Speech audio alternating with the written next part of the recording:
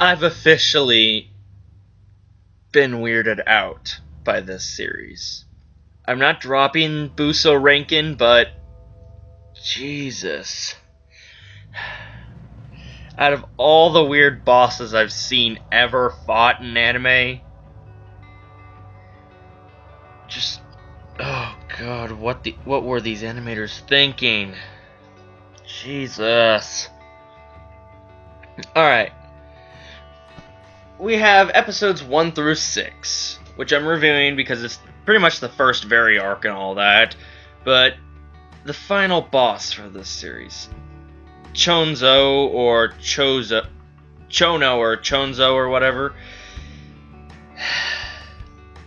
he fought the main characters of Tokiko and Kazuki in a Speedo after fusing with a homunculus egg or something, or embryo, and becoming a butterfly Speedo Man thing. He fought them in his Speedo. Well, technically mostly Kazuki, but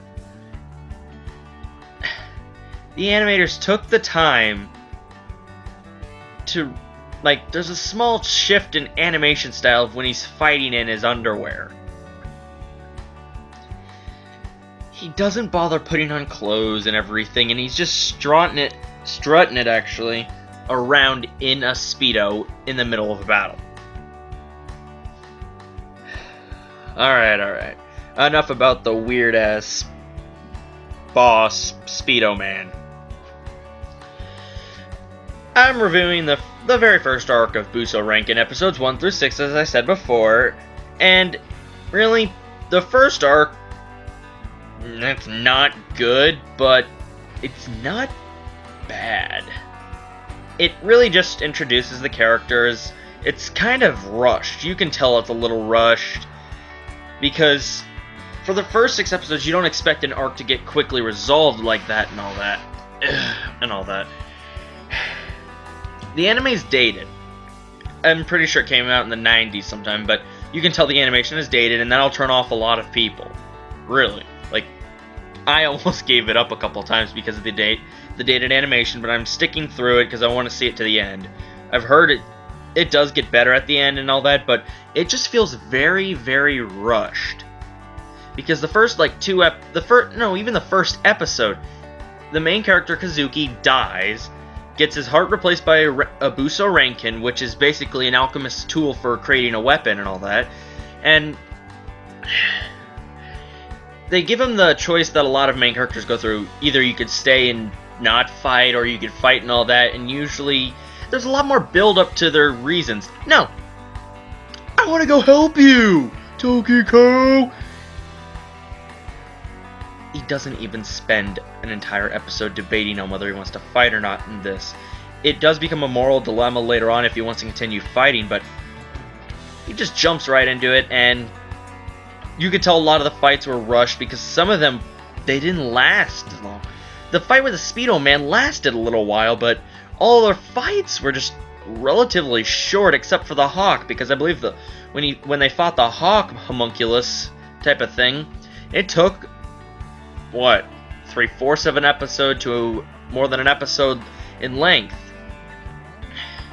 I'm thinking they're mostly focusing on just getting this arc through, so they have most of the characters introduced, and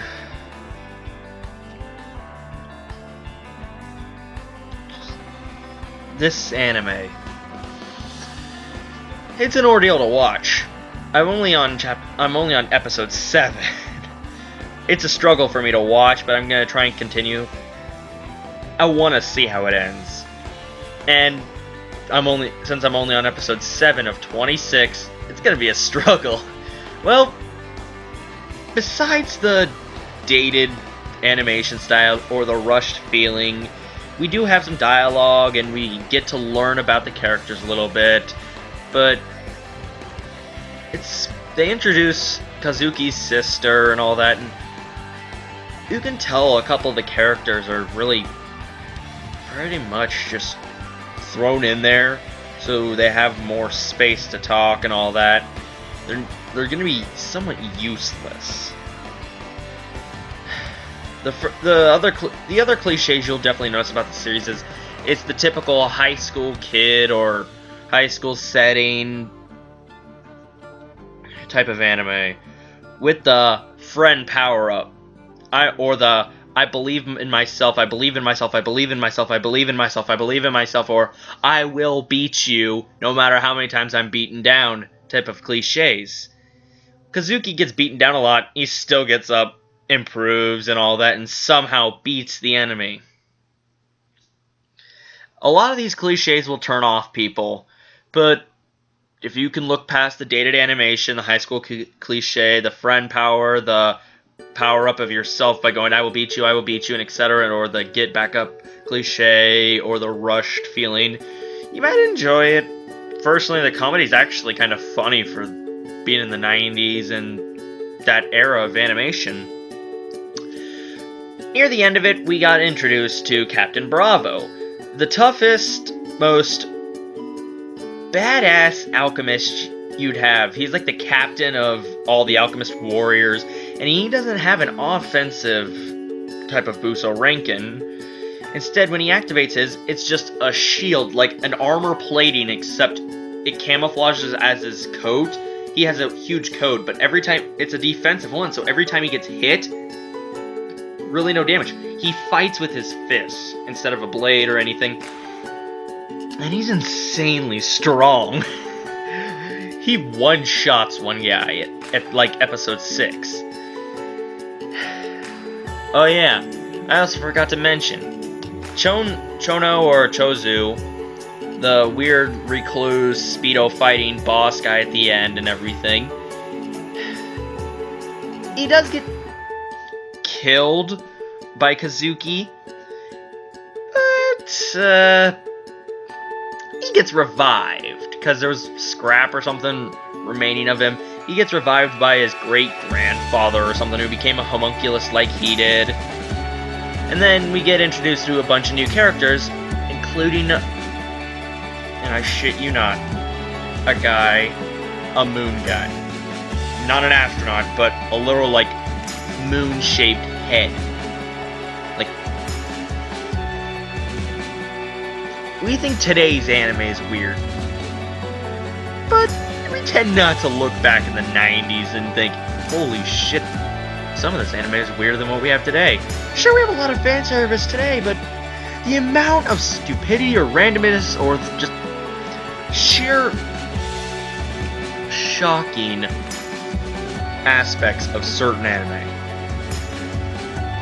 Overall, I do sort of enjoy Busou Renkin, so look forward to the next review on Busou Renkin. Love you all, my loyal nation. Please leave a like, comment, subscribe, or whatever else you want. See you in the next